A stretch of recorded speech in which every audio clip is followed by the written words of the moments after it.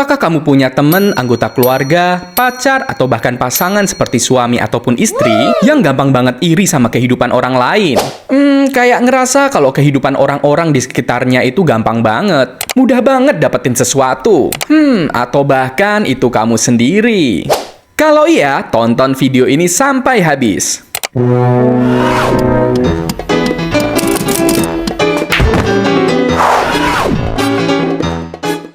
Jadi gini, buat kamu yang ngerasa kalau hidup orang lain itu lebih mudah daripada kamu, kayak kamu ngerasa kalau hidup orang lain tuh mudah banget, beda sama kamu yang kayaknya udah susah payah buat dapetin sesuatu, tapi orang lain dengan mudahnya dapetin itu. Kamu ngerasa kalau kehidupan ini nggak adil banget. Kamu lihat teman-teman atau orang lain yang bisa naik mobil, orang tuanya lengkap, keluarganya utuh, gampang banget disukai orang-orang, kerjaannya selalu beres. Kayak hidup orang lain tuh gampang banget gitu loh. Kayak orang itu kayaknya nggak pernah usaha, tapi bisa dapetin hal-hal semacam itu. Atau bahkan kamu yang menjadi korban. Hidupmu dijulitin orang lain ngerasa kalau hidupmu itu mudah banget. Padahal kamu tuh udah dapetin susah payah. Tapi orang lain malah nganggep kalau hal-hal yang kamu lakuin itu sombong.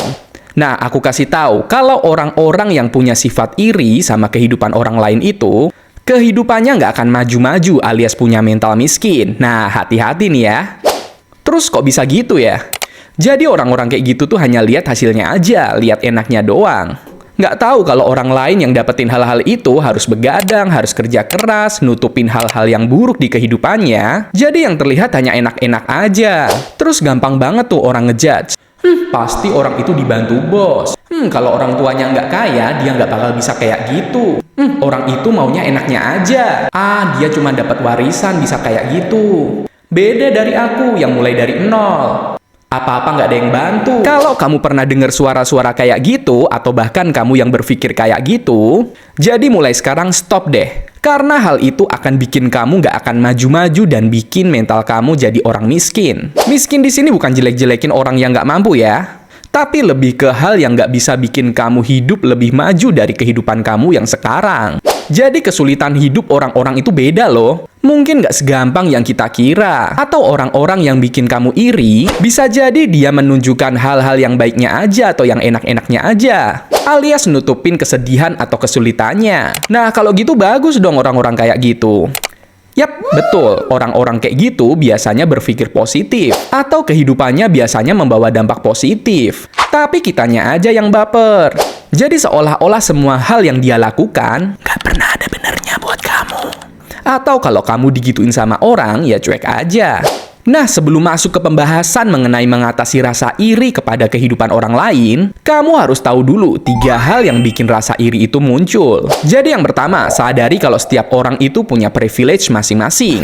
Privilege itu apaan sih? Jadi privilege itu adalah sebuah fasilitas dalam kehidupannya yang sebenarnya semua orang itu punya. Jadi jangan pernah berpikir kalau kamu itu nggak punya privilege sama sekali.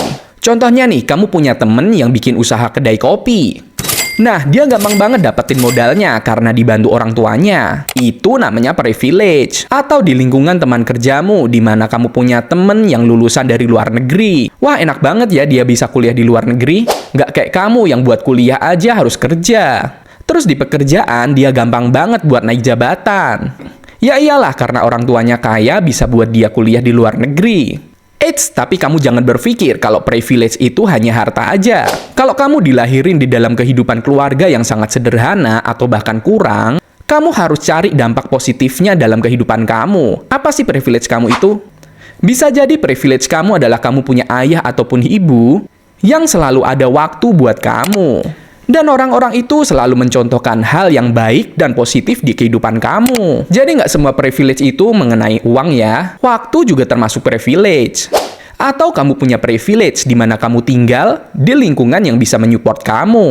Contohnya kamu tinggal di pegunungan atau di pedesaan di mana gampang banget buat dapetin hasil pertanian. Dan di tempat itu sayuran murah banget. Harusnya kamu tidak berkecil hati kalau kamu tinggal di pedesaan atau di tempat-tempat seperti itu. Karena kamu bisa lebih tahu hal-hal yang orang lain nggak tahu di luaran sana. Bisa aja kamu manfaatin privilege-mu itu dengan jadi eksportir atau bisa dapetin barang-barang yang sangat murah di tempat kamu. Apalagi kamu udah tinggal di situ selama bertahun-tahun dan tahu seluk-beluknya. Jadi kamu bisa jadi incuan dari hal-hal semacam itu. Jadi kamu sebenarnya udah dapat privilege lebih dari kehidupan kamu. Yang orang kota atau orang yang punya modal sekalipun, nggak bisa dapetin harga semurah kamu. Atau kamu punya privilege dikasih kreativitas dan ide-ide cemerlang di pikiran kamu. Dimana sebenarnya nggak banyak orang juga yang punya duit sekalipun bisa dapetin hal yang seindah itu dalam hidupmu. Jadi sebenarnya tugas kamu adalah mencari privilege yang diberikan Tuhan di kehidupan kamu. Pokoknya nggak ada alasan deh, setiap orang pasti punya privilege masing-masing. Cuman kadang orang ngerasa nggak pernah punya privilege sama sekali. Dan itu adalah hal yang biasanya bikin orang iri dengan kehidupan orang lain. Karena dia ngerasa bahwa kehidupannya itu nggak pernah ada benernya. Padahal orang lain sama aja. Kadang orang-orang kaya di luaran sana iri sama kalangan orang-orang menengah yang bisa banyak luangin waktu di kehidupannya, termasuk punya orang tua yang selalu memperhatikan, orang tua yang selalu meluangkan waktunya, orang tua yang selalu bisa diajak ngobrol. Jadi pernah nggak kamu berpikir bahwa orang-orang kaya di luaran sana sebenarnya iri sama orang-orang yang kalangan menengah ke bawah? Bahkan percaya deh, beberapa di antara mereka bahkan berpikir lebih baik nggak punya harta banyak seperti di kehidupannya asalkan orang tuanya perhatian sama dia, atau dia punya keluarga yang harmonis. Pokoknya percaya deh, punya duit banyak itu nggak ngejamin kehidupanmu. Karena kadang ekonomi seseorang nggak relate sama kebahagiaan di hidupnya. Nah, yang kedua, hal yang bikin rasa iri itu muncul, yaitu adalah kamu harus menyadari kalau kamu nggak tahu 100% kehidupan orang lain. Jadi sebenarnya kehidupan orang lain tuh beda-beda. Mungkin kamu pernah tahu orang-orang di sekitarmu yang kayaknya dia senyum, tertawa, baik-baik aja di kehidupannya. Namun sebenarnya dia punya rasa kecewa dan rasa amarah yang sangat besar di dalam hatinya. Tapi kadang-kadang orang-orang seperti itu nggak pernah mau nunjukin kesedihannya di hadapan orang banyak. Boro-boro pasang status, cerita sama temennya aja kadang enggak. Jadi orang lain berpikir bahwa hidup orang itu enak banget. Punya suami yang sayang sama dia diberi banyak uang. Tapi kita nggak tahu kalau sebenarnya suaminya itu kasar banget sama dia, terus sering KDRT. Kan banyak kasus-kasus macam itu. Jadi sebenarnya, apa yang kita lihat di kehidupan sekarang ini, hampir semuanya itu sebenarnya adalah fana. Jadi kayak ilusi yang bikin kita itu terlena, yang bikin kita lebih memperhatikan kehidupan orang lain daripada kehidupan kita sendiri. Mungkin kamu pernah tahu beberapa contoh keluarga yang kayaknya harmonis banget. Jadi sebenarnya kalau kamu lihat hal-hal semacam itu belum tentu 100% benar. Karena setiap orang itu sebenarnya punya masalah. Kayak misalnya kamu sering stalking kehidupan orang lain, itu temen ataupun artis, atau keluarga kamu, atau saudara-saudara kamu, yang kayaknya kehidupannya itu enak banget di media sosial. Dia sering banget foto-foto di Instagram, diajak suaminya liburan, anaknya berprestasi, sering ngumpul sama temen-temennya. Nah, apa yang kamu lihat di media sosial itu sebenarnya adalah hal-hal yang baik-baiknya aja yang pengen dia share. Terus orang kayak gitu pamer dong? Ya enggak juga. Kadang orang mau nikmatin hidup itu ya beda-beda, ada caranya masing-masing. Mungkin beda sama temen kamu yang satunya, yang setiap ada masalah apa-apa dibikin status, apa-apa dibikin story, apa-apa di-share ke media sosial. Jadi seakan-akan semua orang itu tahu tentang semua masalahnya. Kebetulan kamu baca story tentang temanmu tadi. Terus kamu ngerasa bahwa kehidupanmu sama dengan dia. Ujung-ujungnya kamu pikir temanmu yang sering bikin status masalahnya di media sosial itu punya masalah yang sama di kehidupanmu, beda sama temanmu yang satunya, yang sering share kebahagiaannya di media sosial. Terus kamu iri deh sama temanmu yang satunya itu. Nah, dari rasa iri itu, terus kamu cari-cari kesalahannya. Kamu cari dari hal yang pertama tadi tuh, privilege. Kamu berpikir bahwa dia itu pasti punya suami yang mapan, atau keluarga yang nge-support dia. Jadi mulai sekarang, kamu harus menyadari bahwa kamu nggak pernah tahu 100% kehidupan orang lain. Jadi ini sebenarnya salah satu tips juga gimana caranya membuat keluargamu itu tampak bahagia. Yaitu jangan pernah menunjukkan kesedihanmu atau masalahmu di media sosial. Pokoknya kamu harus share kehidupan bahagiamu itu sebanyak-banyaknya. Ya udah, bagi kamu yang mencari penilaian hidup orang lain, kamu berhasil membuat orang lain berpikir bahwa kamu itu adalah orang paling bahagia sedunia. Yang ketiga, hal yang membuat rasa iri itu muncul. Sadari bahwa kecerdasan setiap orang itu berbeda. Jadi kecerdasan itu ada 3, IQ, EQ, sama SQ. Jadi IQ itu adalah ukuran kecerdasan intelektual seseorang. IQ mengukur kecerdasan seseorang dalam memecahkan masalah, berpikir, memahami gagasan, belajar, dan merencanakan sesuatu. Jadi IQ itu contohnya kayak orang yang pintar menghitung, menghafal, gampang banget belajar. Nah, ada juga EQ, yaitu kemampuan seseorang untuk memahami, mengelola, atau mengontrol emosinya sendiri atau orang lain. Jadi setiap orang itu punya EQ yang berbeda, dia bisa ngontrol emosinya, atau bahkan dia pinter banget mengontrol emosi orang lain. Nah, ada juga SQ, yang berarti kecerdasan spiritual. SQ merupakan kecerdasan yang dapat membantu seseorang untuk memecahkan masalah hidupnya dan mengembangkan dirinya melalui hal-hal spiritual dalam kehidupannya. Contoh gampangnya ya orang-orang yang rajin ibadah itu. Orang-orang yang selalu mendekatkan dirinya kepada Tuhan. Biasanya kalau orang-orang punya kecerdasan SQ yang tinggi, dia gampang banget memperoleh kebijaksanaan, ketenangan, dan kepuasan yang lebih besar di kehidupannya. Kamu harus menyadari hal ini bahwa kecerdasan setiap manusia itu berbeda. Dan setiap orang pasti punya kecerdasan yang lebih mencolok di antara ketiganya tadi. Bisa jadi orang yang kayaknya pinter banget, dia punya EQ atau SQ yang lemah. Ada beberapa orang yang pinter banget di sekolah, tapi dia susah banget buat dapetin temen atau bergaul sama teman-teman lainnya, karena EQ-nya kurang. Atau kadang ada orang yang gampang banget bergaul sama orang, ibadahnya juga bagus, tapi orang itu nggak sepinter teman-teman yang lainnya. Nah, hal-hal semacam itulah yang harus kamu sadari bahwa setiap orang itu punya kecerdasan yang berbeda. Kamu punya kecerdasan yang lebih dalam bidang apa nih? Memang nggak semua orang mampu untuk menyeimbangkan tiga kecerdasan tadi. Tapi setidaknya manfaatin satu aja kecerdasan dalam kehidupan kamu itu. Jadi kamu lebih mudah untuk memahami seseorang. Alhasil rasa iri itu mulai berkurang kan? Nah, sekarang kita masuk ke inti pembahasannya, yaitu tips untuk mengatasi rasa iri kepada orang lain. Yang pertama, ubah mindset kamu.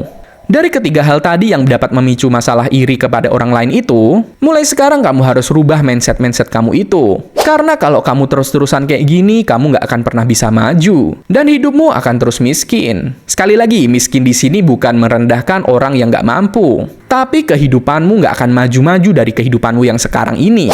Terus kalau kamu masih nggak bisa ngerubah mindsetmu itu dan bikin kamu iri terus sama kehidupan orang lain, kamu nggak akan pernah bisa move on dari kehidupanmu yang sekarang. Karena kamu berfokus sama kehidupan orang lain, bukan kehidupanmu. Percaya deh, kalau kamu nggak bisa nyingkirin sifat iri ini, dan kamu selalu berpikiran hal negatif kepada orang-orang di sekitaran kamu nggak pernah punya kesempatan buat merubah hidup kamu. Yang kedua, yaitu fokus sama kehidupanmu. Kasarnya, kamu nggak boleh urusin urusan orang lain. Jadi kalau ada orang lain yang punya masalah atau lagi ketiban sial, jangan jadiin momen ini kesempatan buat kamu menertawakan dia. Misalnya kalau kamu punya tetangga yang punya mobil baru, baru 2 hari mobilnya hilang ataupun lecet. Terus kamu ngetawain deh dan beranggapan kalau kamu tuh yang paling bener. Mending nggak punya mobil daripada hilang. Pasti itu punya mobil karena hal-hal yang nggak bener tuh, makanya dia sial kayak gitu. Nah, mulai sekarang stop pikiran-pikiran kayak gitu. Pokoknya kamu nggak ada untungnya kalau ngurusin hal-hal semacam ini. Kayak seolah-olah kamu tuh nunggu kesialan orang lain, biar orang lain tuh hidupnya sama kayak kamu. Sekarang dibalik deh, kalau kamu lihat atau punya temen yang punya mobil baru atau punya rumah baru, terus kamu beranggapan positif mengenai hal itu, kamu kan bisa deket sama orang itu, terus tanya gimana caranya, atau usaha apa yang bisa bikin dia seperti itu. Nah, kesempatan-kesempatan inilah yang bikin kamu bisa merubah hidupmu. Enggak malah dinyinyirin, yang ujung-ujungnya nggak bikin kamu kaya juga. Makanya orang-orang yang punya duit banyak di luaran sana nggak pernah melewatkan kesempatan sekecil apapun. Orang itu biasanya akan sok akrab, karena dia tahu dia bisa dapat kesempatan dari orang yang dideketinya itu. Kesempatan di sini bukan memanfaatkan, tapi mencari peluang di dalam kehidupan orang lain yang siapa tahu bisa diterapkan di kehidupannya. Yang ketiga, yaitu selalu berprasangka baik, atau istilahnya positive thinking. Ya, sedikit dibahas di bagian kedua tadi. Pokoknya intinya kamu harus selalu berpikir positif mengenai orang lain. Jangan pernah beranggapan bahwa orang yang berhasil itu, keberhasilannya didapat dari hal-hal yang buruk. Misalnya nih, kamu punya tetangga atau temen yang nggak pernah keluar sama sekali. Terus tiba-tiba dia bisa beli mobil, bisa beli rumah, bisa jalan-jalan ke luar negeri terus. Bisa jadi dia dari pagi sampai malam kerja di rumahnya. Entah itu dia konten kreator, atau jualan online di rumah, yang bener-bener nggak bisa ditinggal sama sekali. Pokoknya berpikir positif aja, jangan malah dinyinyirin. Malah dianggap kalau orang-orang kayak gitu tuh punya pesugihan, atau warisan dari keluarganya, atau korupsi. Pokoknya kamu harus ambil sisi positifnya. Atau balik lagi yang kedua tadi, yaitu nggak usah ngurusin hidup orang lain. Toh nggak akan merubah apapun di hidupmu. Terus biasanya orang-orang yang kayak gitu kerja cerdas. Kadang kerja keras itu bisa kalah sama yang kerja cerdas. Nah, contohnya gini nih, ada orang yang udah kerja keras banget. Dia mungkin dari pagi sampai malam ngerjain hal-hal yang membuat fisiknya terkuras. Jadi sebenarnya kerja keras dalam hal fisik, maksudnya yang menguras tenaga tadi, nggak menjamin kehidupan ekonomimu itu jadi lebih baik. Misalnya kamu adalah seorang pedagang. Setiap pagi kamu harus kulakan ke pasar di mana orang-orang lain masih tidur. Terus harus mempersiapkan daganganmu, baru kamu jual seharian dari pagi sampai malam. Mungkin kamu harus rubah cara bekerjamu itu. Kalau kamu sudah benar-benar menguasai perdagangan, mungkin kamu harus move on dan kerja cerdas, di mana kamu harus bisa mengcopy kecerdasanmu itu ke orang lain. Atau istilahnya mungkin saatnya kamu cari pegawai dan kamu jadi bos. Dengan kamu mengcopy cara kerjamu itu, kamu nggak harus kerja sendirian lagi. Kamu bisa terapin cara-cara berdagangmu itu ke karyawan-karyawan atau ke cabang-cabangmu yang baru. Nah, kamu tinggal kerja keras yang lain. Mungkin dalam setahun, 2 tahun, 3 tahun, atau 5 tahun mendatang, usahamu itu akan berkembang dan kamu tinggal jadi bos. Itu yang namanya kerja cerdas, bukan pesimis dengan kehidupanmu yang itu-itu terus. Yang keempat, mengatasi tips rasa iri kepada orang lain, yaitu ambil hikmah dalam setiap kejadian hidup.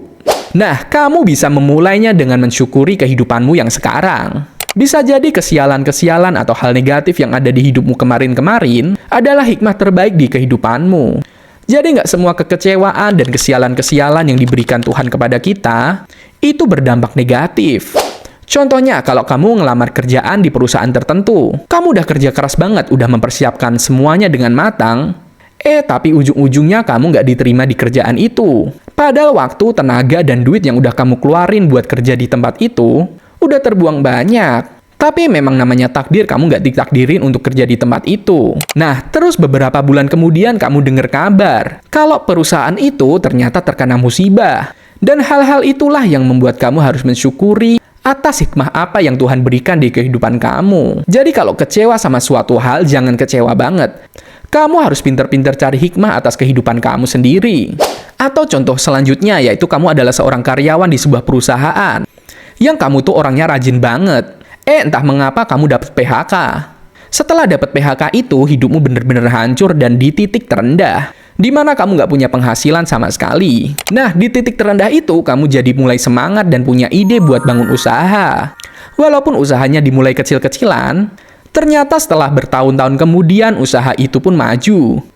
Dan kamu malah jadi bos di usahamu itu. Alhasil kesedihanmu karena kamu di PHK beberapa tahun yang lalu, jadi kebahagiaan di masa sekarang. Nah, itu tadi yang namanya hikmah. Mungkin hikmah itu nggak datang dalam sehari, 2 hari, atau 3 hari, atau beberapa bulan. Mungkin bisa jadi bertahun-tahun kemudian baru kita sadari adanya hikmah itu. Jadi kalau kamu ngerasa kalau hidupmu itu sangat terpuruk, menderita daripada kehidupan orang lain, kamu harus cari hikmah itu. Dan hikmah itu nggak melulu mengenai duit. Sekali lagi, nggak melulu mengenai duit. Bisa jadi kamu di titik terendah ini atau kamu diberhentikan kerja karena kamu biar bisa meluangkan waktu dengan keluargamu. Atau misalnya kamu seorang istri yang diberhentikan kerja terus kamu harus tinggal di rumah dan mengurusi anak-anakmu. Bisa jadi hikmah itu adalah agar kamu dan anakmu semakin dekat. Kamu bisa 24 jam mengawasi anakmu dan dekat dengan anakmu. Jadi awalnya si istri tadi yang bekerja dan terus punya masalah sama kehidupan rumah tangganya, setelah dia di PHK dan diberhentiin kerja terus dia di rumah ngurusin keluarganya malah jadi lebih bahagia daripada sebelumnya. Jadi intinya kamu harus pinter-pinter cari hikmah dalam kehidupanmu.